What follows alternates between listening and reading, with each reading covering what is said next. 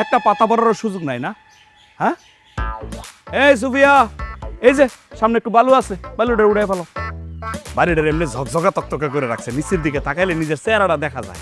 হ্যাঁ, তোমার মা কি এইবারই প্রথম আইতেছে বাড়িতে? এর আগে তো বহুবার আইছে। সকাল থেকে 5টা ঘন্টা ধরে খালি বাড়িটারে পরিষ্কার করতেছো।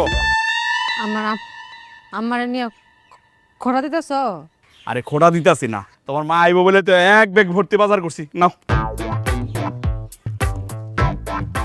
ঢং এমন করো যে 5 ব্যাগ নিয়ে এসো, আনছো তো এক ব্যাগ। কি গো? আরে মাছ আনছি তো, বড় মাছে আনছি, দেখো না নিচে আছে তো। মাছ না তো, মাংস আনছো না? ওরে বাবা রে, আগে তোমার মায়া আয়ুক, দরকার হলে আস্তা একটা গরু জবাই দিয়ে খাওয়ামো, কোনো সমস্যা নাই।